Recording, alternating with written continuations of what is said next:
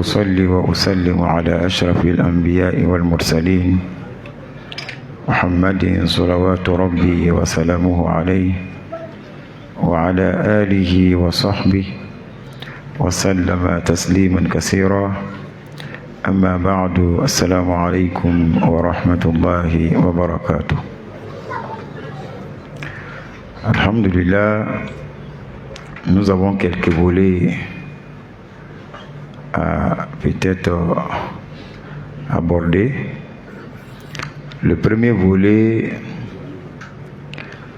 actuellement, fidèles musulmans dans la sous-région,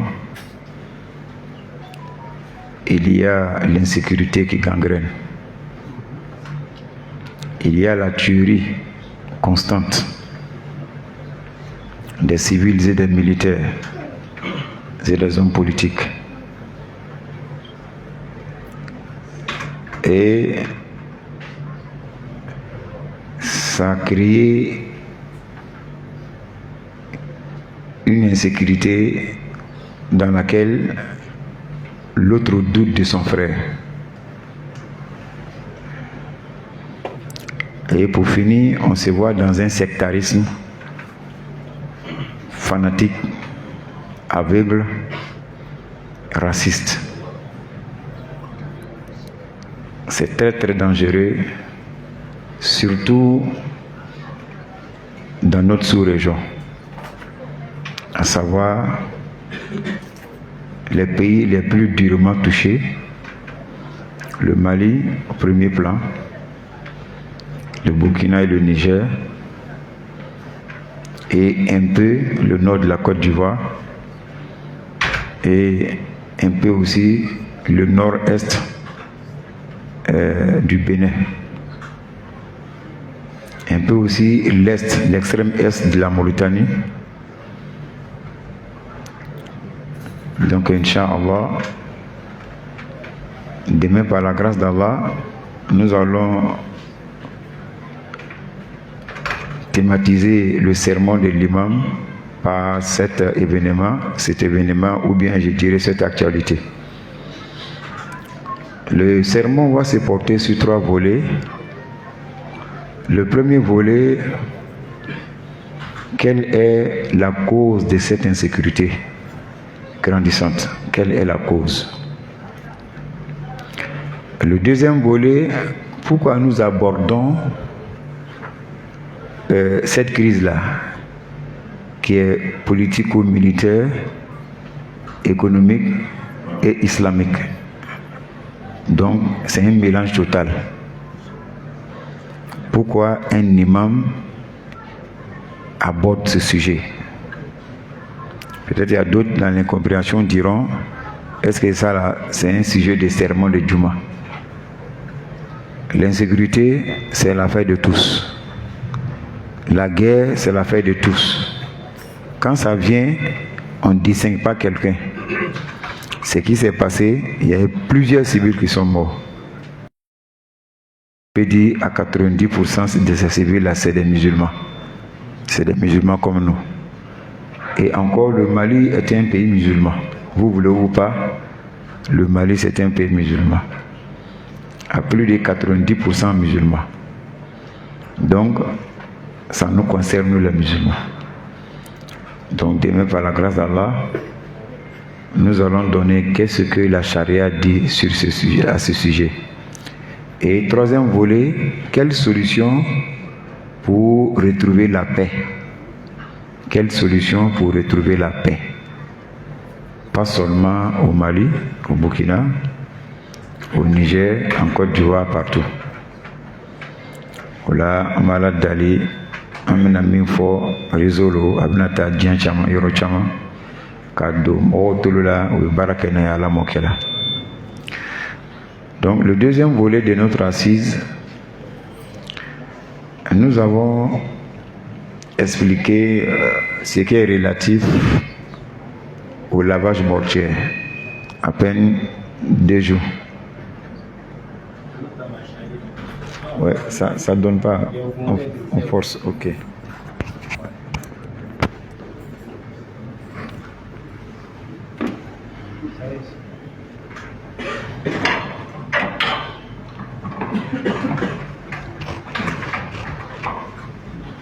Alhamdulillah. Voilà, amène à mille fois, voilà. On avait déjà abordé. Nous avons reçu une question, je dirais, relative aussi.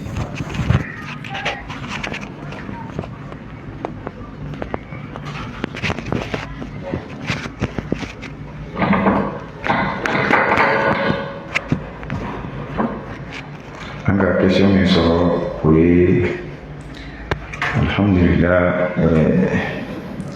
ni ifatia fatula, est-ce que il est mis danger dans la qui fatia sanya? Et ça dans la qui fatia sanya, il est mis danger. Bashita là.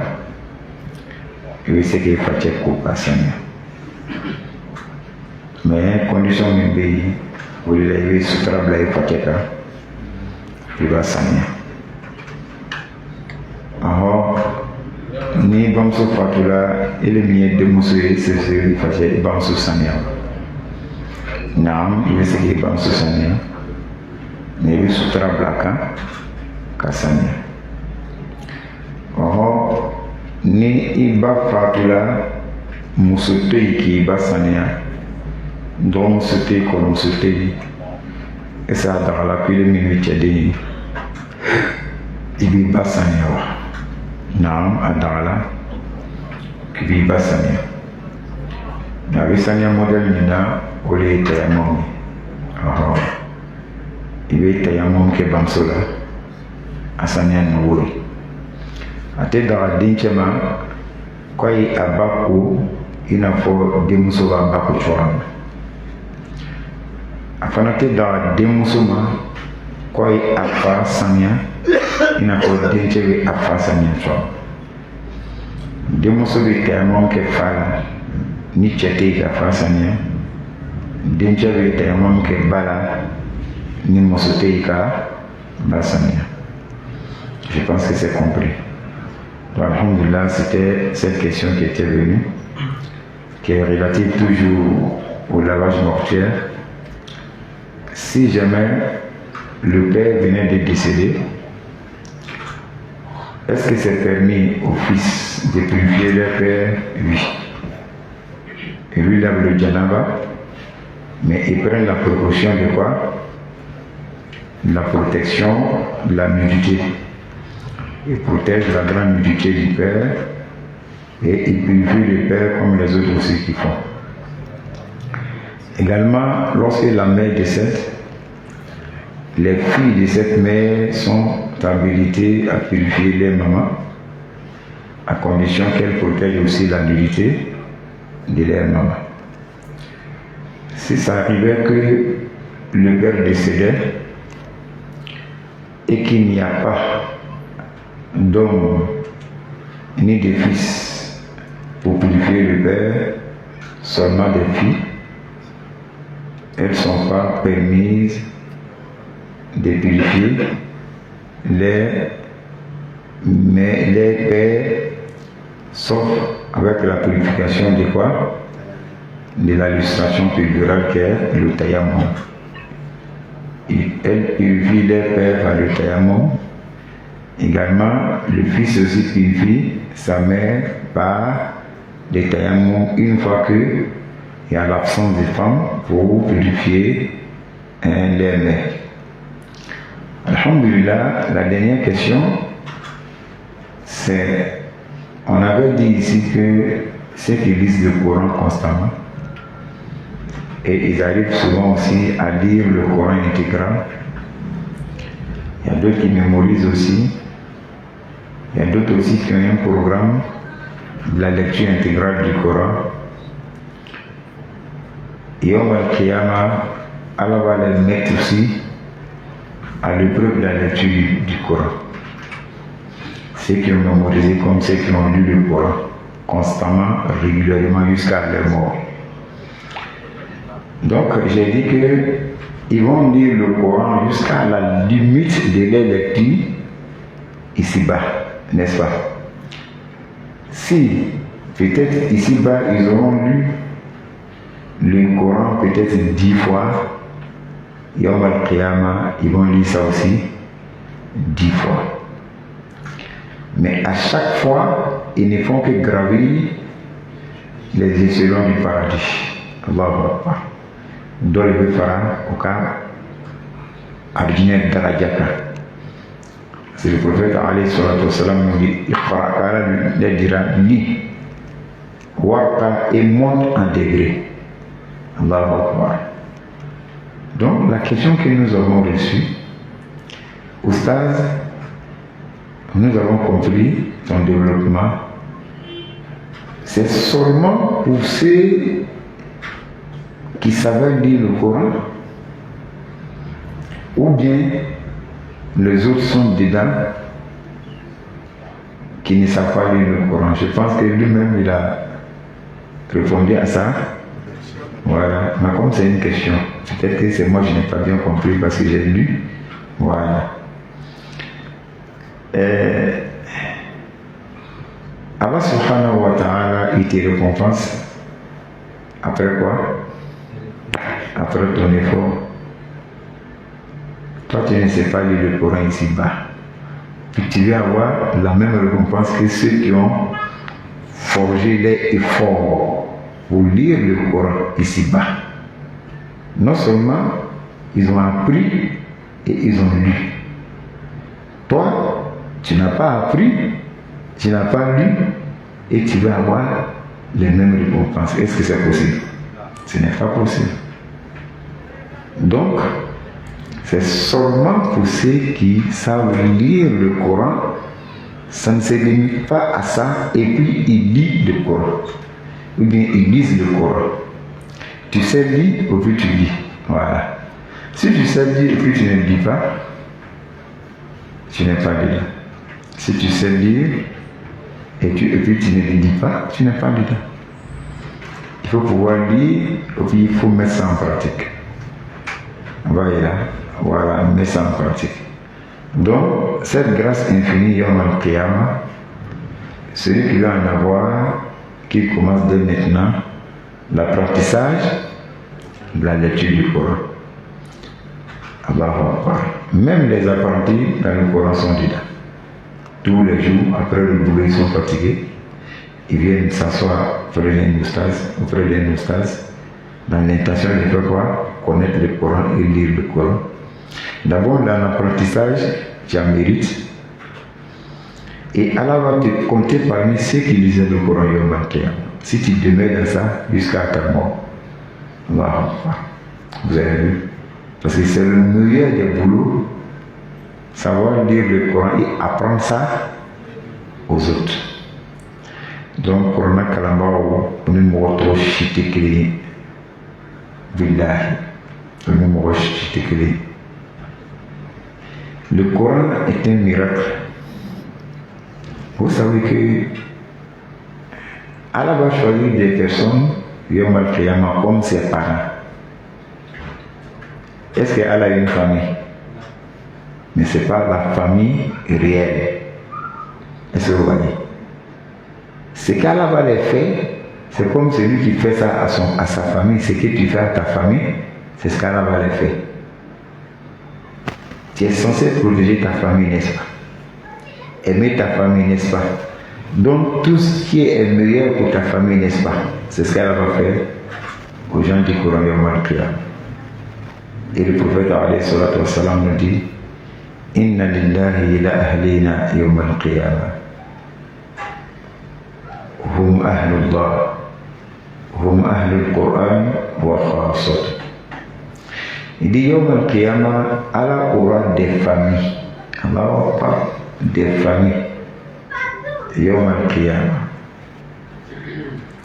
Et ces familles-là, ce sont ceux qui savaient lire le Coran et ils mettaient aussi, ils disaient et puis ils savaient lire le Coran.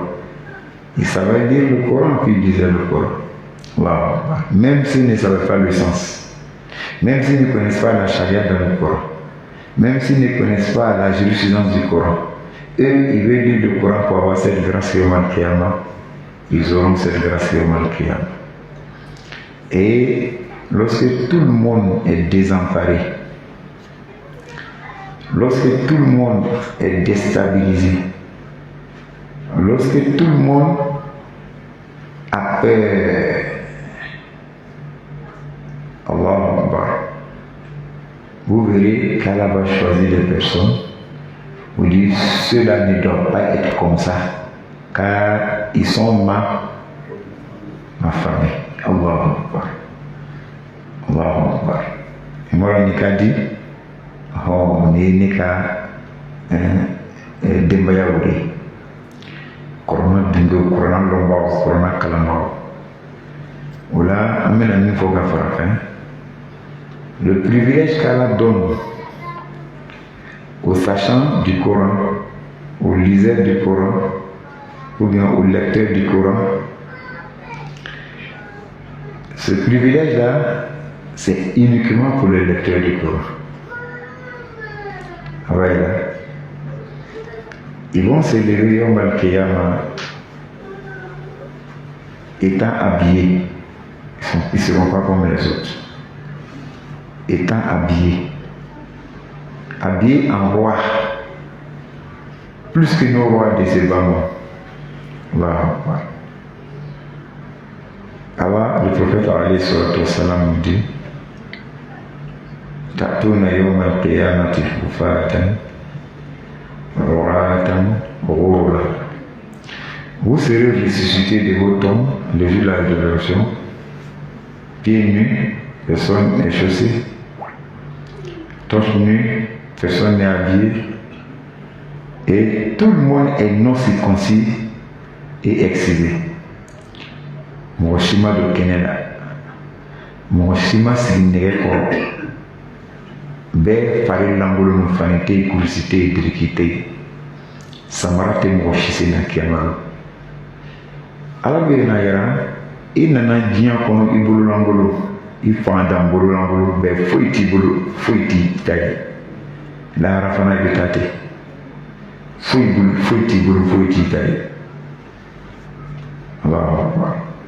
Mais ceux du Coran, illa ahlul Coran, sauf les sachants du Coran, les lecteurs du Coran, les oustaz du Coran, ceux qui lisaient le Coran constamment, ceux qui le mettaient en application, ceux-là, le prophète dit, sauf ceux-là, ils vont se réveiller, ils vont être ressuscités étant habillés. Et ils voient les autres qui sont déshabillés, ils ne sont pas habillés, mais eux, ils sont habillés. Ils voient les autres, ils n'ont pas de chapeau, mais eux, ils ont la couronne sur leur tête. Ils voient les autres ne sont pas chaussés et ils ont des chaussures. On va voir. Maintenant, Allah va dire aux autres, si vous voyez que ceux-là ils sont différents de vous, parce que c'est ceux-là qui ont lu le Coran et qui ont mis le Coran en application. Donc Allah nous parle. Ça ne va pas se limiter aux lecteurs du Coran, aux sachants du Coran, y compris les parents. Oui. Papa, c'est toi qui as pris ton enfant à 6 ans, 7 ans. Tu l'as inscrit dans le Coran. Et le jour que tu faisais, on t'a posé une question, ton enfant peut devenir quoi? On pense que son avenir est hypothéqué par le Coran. N'est-ce pas? C'est ce qu'on pense. On pense que une fois qu'on met l'enfant à l'école coranique, confessionnelle islamique, son avenir est hypothéqué. Son avenir est gâché. Son avenir s'est arrêté en route, ça n'avance plus encore. C'est ce qu'on pense. Mais c'est une grave erreur. Papa sait ça. Mais quand même, il allait inscrire son enfant. Et lorsque tu inscris ton enfant à l'école, il faut que ça soit accompagné par quoi? Une bonne intention. Sinon, ça ne va pas marcher. Ouais, il faut être sincère. Dis, je veux que cet enfant soit comme ça, Allah. Mais il faut inquiéter. Seulement quand je ne serai pas de ces bas, moi, comme il saura lire le Coran, je vais bénéficier de ça dans ma tombe. Allahu Akbar. Ça, c'est une bonne intention. Allah, je l'inscris afin qu'il sache qui est Allah, qu'est-ce que le Coran, comment pratiquer sa religion, pour être réveillé dans ce bas monde. Parce que si c'est pas tout ça, toi tu es endormi. Oui, là. Même si tu as tous les diplômes du monde, même si tu as toutes les fortunes du monde, même si tu es dans les rangs sociaux du monde, sache que tu dors. Wallahi, tu dors. Parce que tout se termine par le Coran. Tout se termine par Allah. Tout se termine par le Coran, l'école confessionnelle islamique. Tout se termine par ça. Là.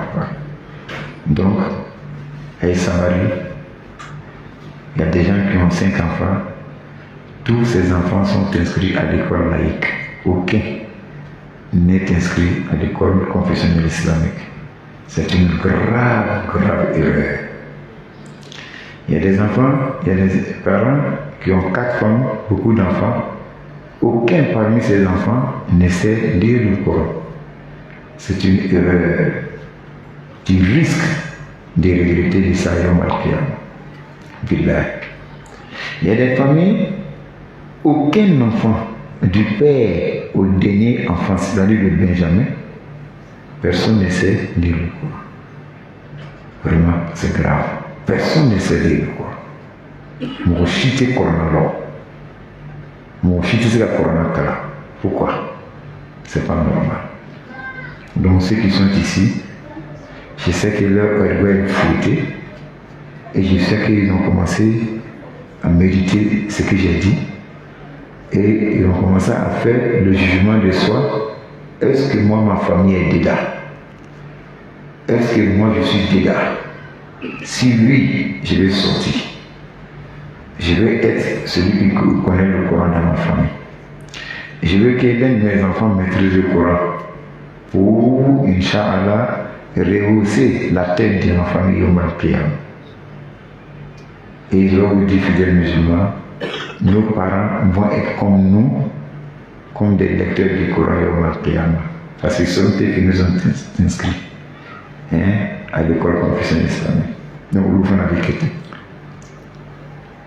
C'est vrai. Non. Question. Non. L'internaute là. Non. Demande, peut-on lire le Coran une note de fin chaque jour? Si c'est une vidéo ou bien si c'est permis. Est-ce que l'enfant qui sait lire le Coran, est-ce que dans son intention, il peut lire toujours le Coran afin que le mérite arrive pour ses parents de fin, n'est-ce pas? Il n'a même pas...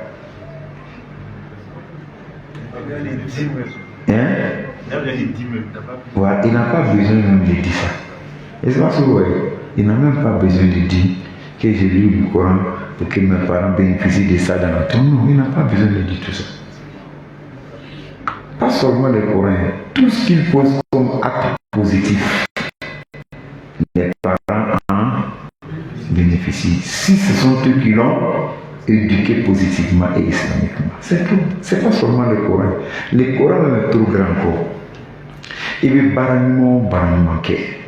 Nene lala la kui fani baule ki bolomine ki jogol doté ki jo nyete pire fatula ba fatula ki tudu kulpa ibena baramo barimake a hine be sunu kawro abayla kumate corona kalama alors tu n'as pas besoin de dire Allah j'ai lu le Coran pour qu'ils affichent mes parents.